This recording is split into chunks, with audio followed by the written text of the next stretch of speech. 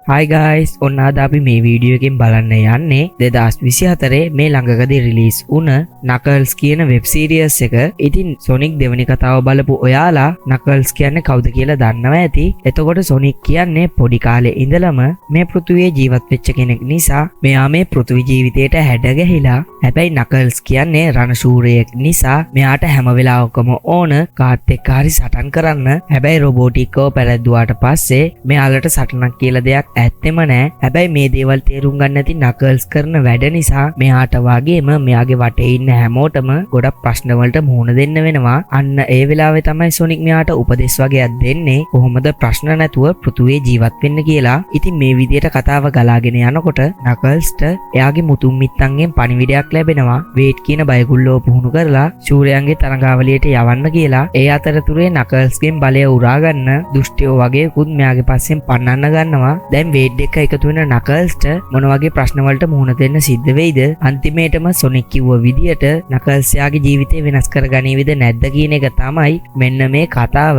ඉතින් මේ කතාවට යන්න කලින් මම ඔයාලට මතක් කරනවා තාමත් මගේ channel එක subscribe කරපු නැති කෙනෙක් නම් දැන් පහළ තියෙන රතු පාට subscribe button එක ඔබලා channel එක subscribe කරලා තියාගන්න. මේ වීඩියෝ එකට තාමත් like එකක් දැම්මේ නැත්නම් අමතක නොකර අනිවාර්යෙන් වීඩියෝ එකට like එකකුත් දාන්න. එහෙනම් අපි වැඩි කතා නැතුව යමු අද අපේ කතාවට.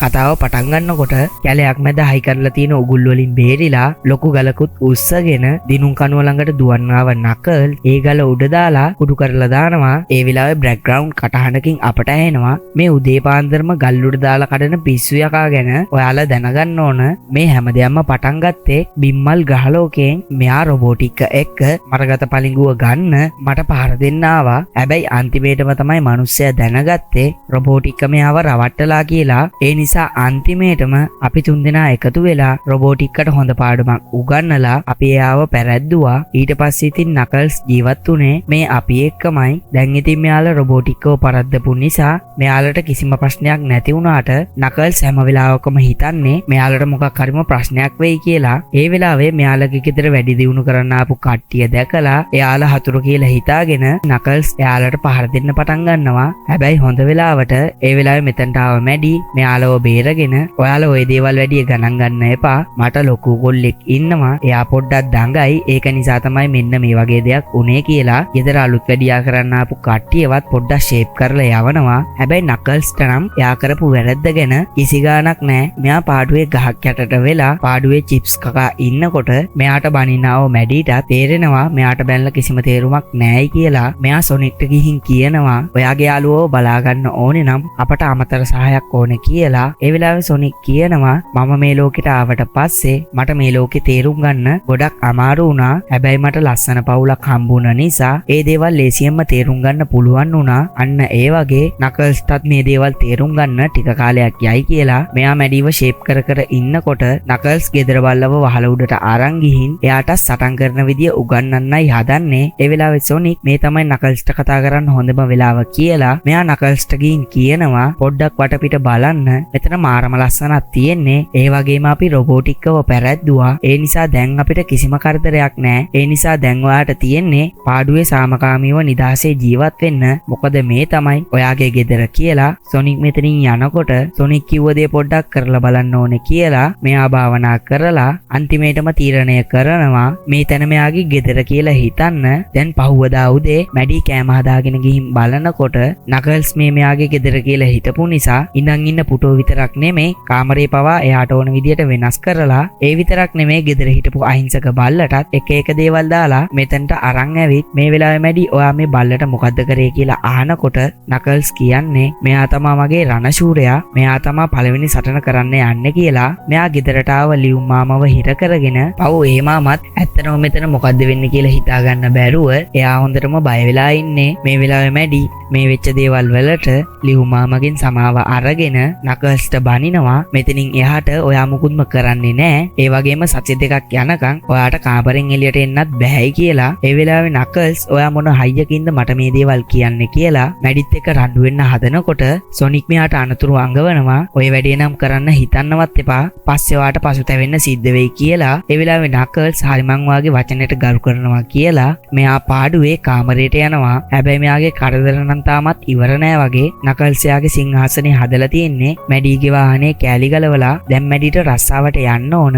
හැබැයි ටොම් නගරෙන් පිට වෙලා ඒ නිසාම එයා වේට්ට කෝල් කරනවා. හැබැයි වේට් මට වැදගත් තරඟාවලියකට යන්න තියෙයි කියලා මෙයා වොයිස් මැසේජ් එකක් තියලා එයා තරඟෙට ගිහින් හැබැයි බලනකොට වේට් ඇවිත් තියෙන්නේ බෝලින් තරඟයකට. හැබැයි මිනිස්සයාට අවුරුදු 8ක පුංචි ගෑනු ළමයෙක්ව පරද්ද ගන්න බෑ. ඒ නිසා මෙයාගේ හොඳම යාළුවා මෙයා ළඟට ඇවිත් ඔයා වගේ විහිළුකාරයෙක් අපේ ටීම් එකට ගැලපෙන්නේ නැහැ. මෙයාව මෙයාගේ ටීම් එකෙන් අයින් කරලා අර පුංචි ගෑනු ළමයව එයාගේ ටීම් එකට බදව ගන්නවා. ඊළඟට අපිට පෙන්වන්නේ නකල්ස්ව මෙයාට කාමරේටම වෙලා ඉඳලා එපා වෙලා ඒ වෙලාවේ සොනික් මම අවුරුදු 7ක් ගල් ගුහාවක හිටියා. එහුව එකේ ඔයාට සති දෙකක් මේ කාමරේ ඉන්න බෑද කියලා මෙයාව පොඩ්ඩක් ෂේප් කරනවා. මෙයා මේ වෙලේ කියනවා ඔයාට කම්මැලි නම් ඔයාට සින්දු අහන්න පුළුවන්, ගේම් ගහන්න පුළුවන්, එහෙමත් නැත්නම් නටන්න පුළුවන් කියලා එක එක දේවල් කියලා මේ නකල්ස්ව පොඩ්ඩක් ෂේප් කරනවා. හැබැයි නකල්ස් මේ දේවල් වලට වැඩිය කැමති නෑ. ඒ නිසාම මෙයා මෙයාගේ මුතුන් මිත්තන්ගෙන් අනේ මට උදව් කරන්න කියලා ඉල්ලනකොට මෙයාගේ නායකයා වෙච්ච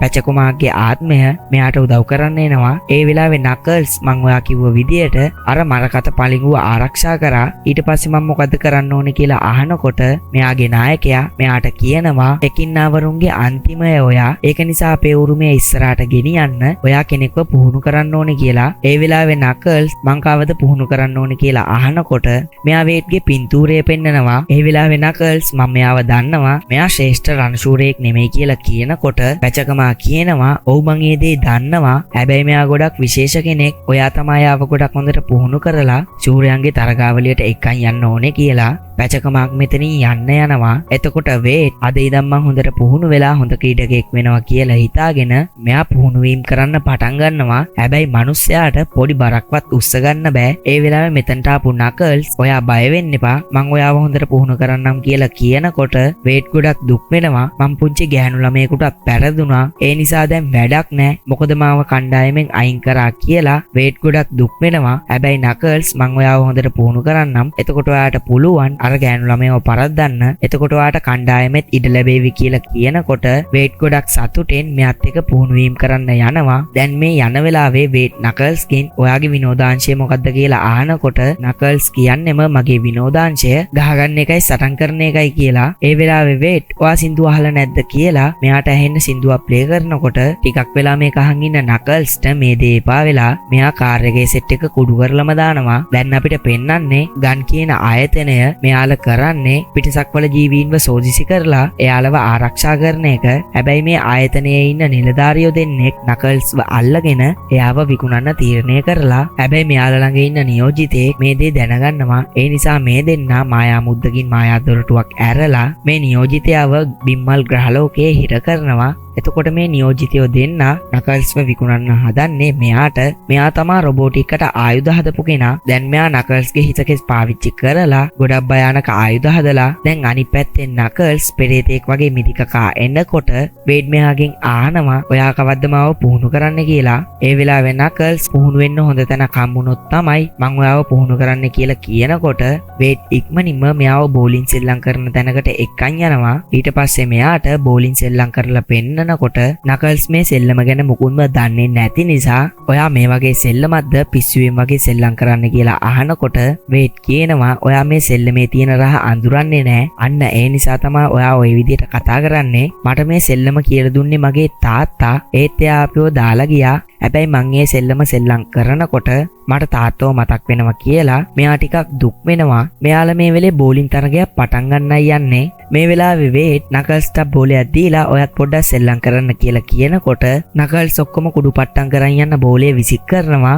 ඊට පස්සේ මෙයා මටත් ඔයාව මේ විදියට පුහුණු කරන්න පුළුවන් කියලා කියනකොට වේට් ගොඩක් සතුටු වෙනවා. ඔයා තරම් මේමාව කවුරුත් විශ්වාස කරලා නැහැ කියලා. ඒ වෙලාවේ නකල්ස්ව අල්ලගන්න සැලසුම් කරපු අර නියෝජිතයෝ දෙන්න මායා දොරටුවකුත් අරගෙන නකල්ස්ව අල්ලගන්න ඇවිත් ඒ වෙලාවේ නකල්ස් ඔයාලා හිතනවද මගේ බලයත් එක්ක ඔයාලට සටන් කරන්න පුළුවන් වෙයි කියලා. මෙයා ඒ නියෝජිතයෝ දෙන්නට පහර දෙන්න යනකොට එයාලා නකල්ස්ගේ බලය පාවිච්චි කරලා හදපු ආයුධ වලින් නකල්ස්ට පහර දෙන්න පටන් ගන්නවා. ඒ වෙලාවේ තමයි නකල්ස්ට තේරෙන්නේ මෙයාලව ලේසියෙන් පරද්දන්න පුළුවන් කියලා හිතුවට මෙයාලටත් යමක්කමක් කරන්න පුළුවන් නේද කියලා. මේ වෙලාවේ වේට් එයා ළඟ තියෙන බෝල නකල්ස්ට දීලා නකල්ස්ට උදව් කරනවා. කොහොමෙන් කොහොමාරි අන්තිමේට මේ නකල්ස් මේ නියෝජිතයෝ දෙන්නට හොඳටම ගහලා එයාලගේ කතාව විවරයක් කරන්න හදනකොට මෙයාලා මායා මුද්දකින් එක දොරටුවක් ඇරලා නකල්ස්ව බේරිලා යන්න බැරි කූඩුවකට දාලා එයාව අල්ලගන්නවා. දැන් වේට් හොඳටම බය වෙලා මම මොකද්ද කරන්න කියලා කල්පනා කරනකොට